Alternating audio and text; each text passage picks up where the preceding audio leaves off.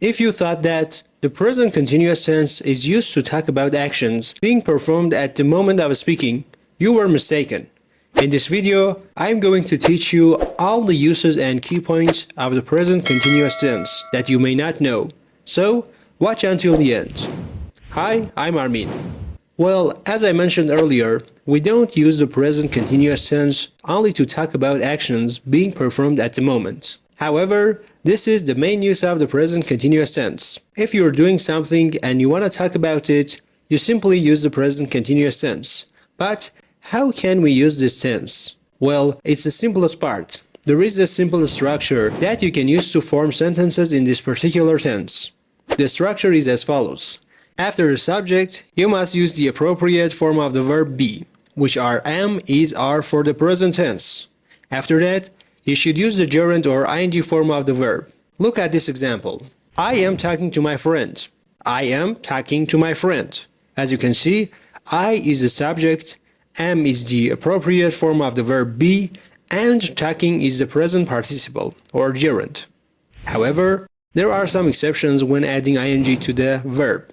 Number 1. When the last letter of the verb is e, you must omit it and then add ing. For instance, dance, dancing, come, coming. As you can see, the last letter is e and we have used ing instead of e. But if the verb ends in ye, oe, or double e, there is no need to omit the last e. In fact, you mustn't do it.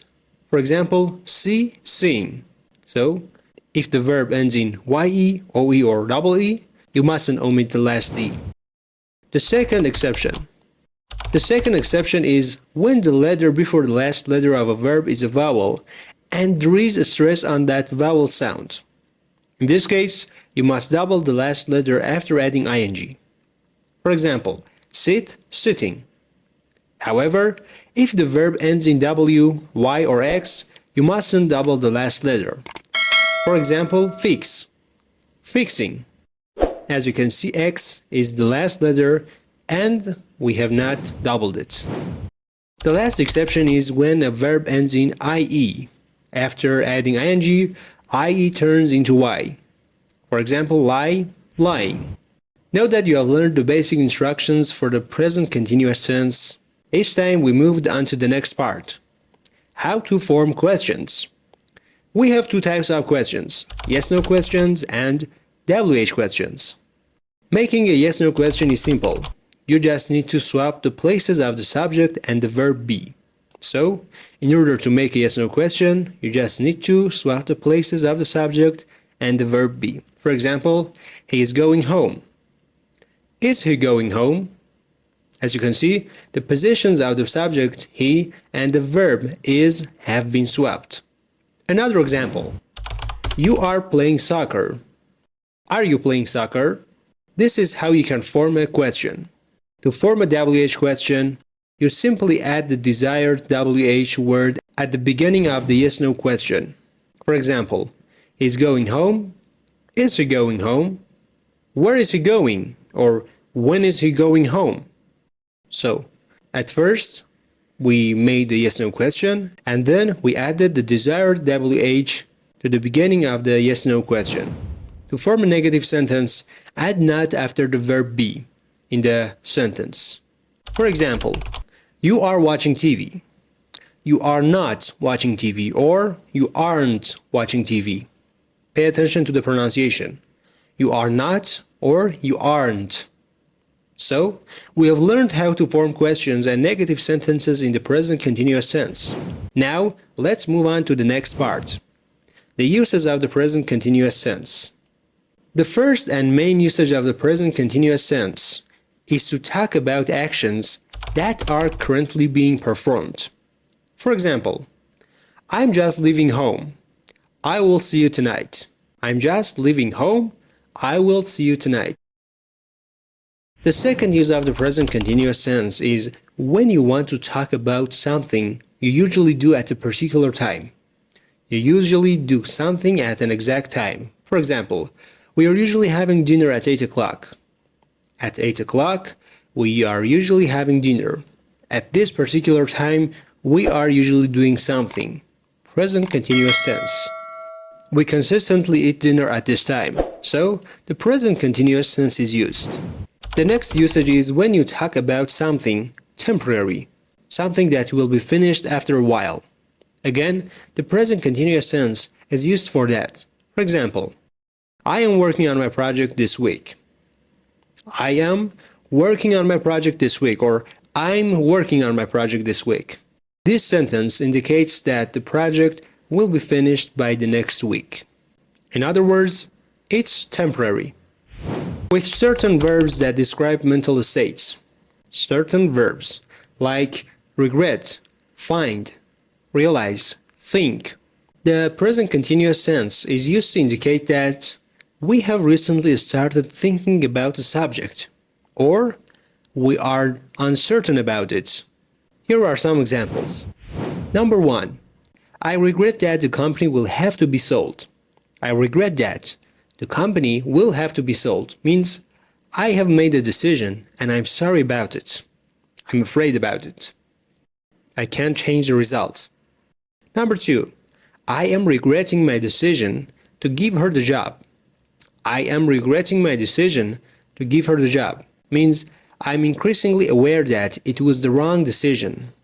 I'm not sure yet, but I'm increasingly aware that it was the wrong decision. In the first sentence, regret is used in the simple present tense to express a decision that has been made and the speaker is sorry about it. You can't change the result.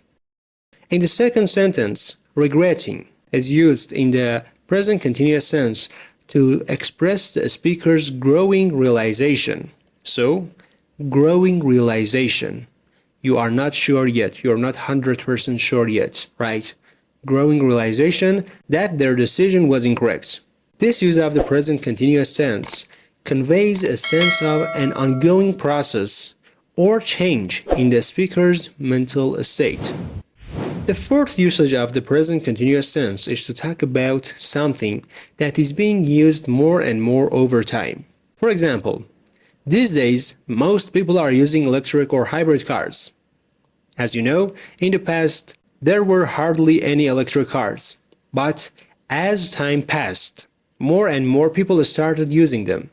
In this example, we talked about something that is being used more and more over time.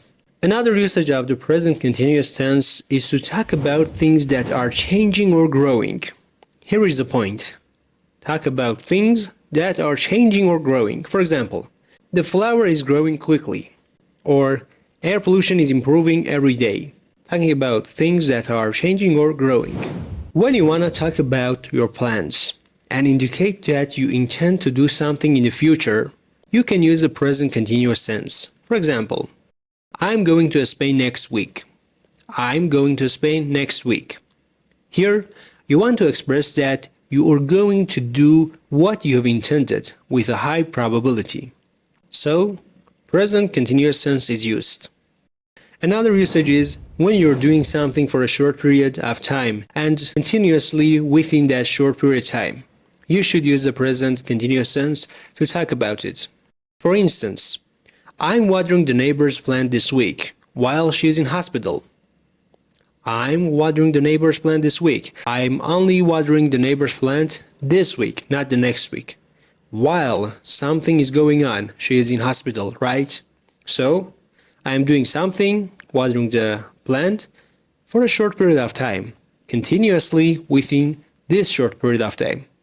Means this week. If something happens continuously most of the time, like forgetting names, you can use the present continuous tense with adverbs such as always, forever, and continually. I'm always forgetting people's birthdays. It's so annoying. The last usage of this tense is when you want to talk about actions that have been arranged. Someone arranged them in the past. I'm playing tennis on Monday afternoon. I am playing tennis on Monday afternoon. This has been arranged. We have reached the end of this video. If you found the content useful, I would greatly appreciate it if you could like and share this video. Thank you for watching.